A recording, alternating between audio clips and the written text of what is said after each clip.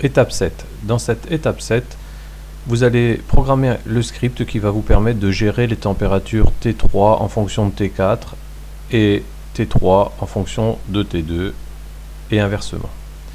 Alors, on va commencer par le script qui va permettre de gérer la température T4 en fonction de la température T3. On sait que si la température T3 est plus élevée que la température T4, à ce moment-là, le circulateur se met en route, l'eau chaude arrive et donc la température T4 doit augmenter. C'est ce que l'on va programmer avec, comme d'habitude, on commence par quand le drapeau vert est cliqué. Ensuite, puisqu'on ne va faire monter la température que lorsque la température T3 est plus grande que T4, je vais utiliser uniquement le si alors, et puis on va faire la boucle, le test, avec uniquement ici et les variables T3 et T4. Donc on a dit que lorsque T3 est plus grande que T4, à ce moment-là, je dois ajouter à la variable T4 1 degré. Pour que ça n'aille pas trop vite, comme tout à l'heure, je le fais attendre une seconde. Et puis, je ne vais pas faire augmenter la température T4 jusqu'à 100 degrés. On a vu à l'étape précédente que ce n'était pas possible. Il faut donc limiter ceci, l'augmentation de température, en utilisant un répéter jusqu'à, et on va répéter uniquement jusqu'à ce que la température T4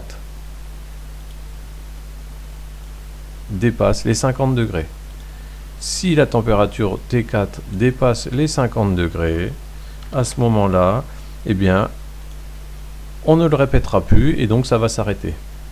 N'oubliez pas, pour que le test si alors se fasse en continu, vous devez obligatoirement utiliser le répéter indéfiniment, toujours bien placé.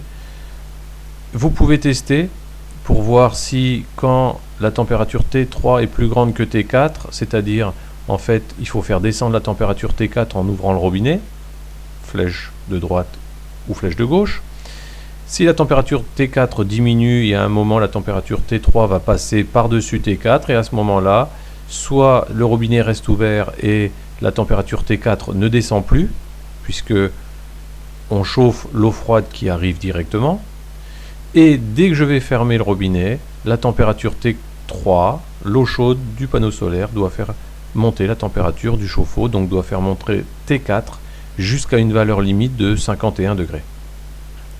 Une fois que vous avez fait ceci, on va faire un dernier petit script qui va nous permettre de gérer la température T2 en fonction de la température T3.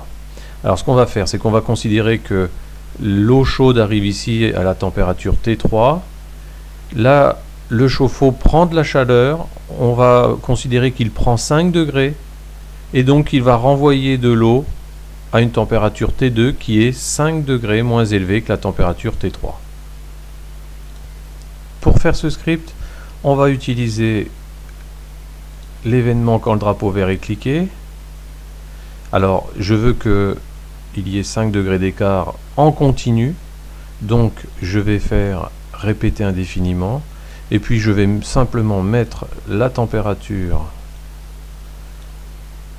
T2 qui est égale à T3 moins, donc il me faut le bloc soustraction, donc la température T3 moins 5, comme ça.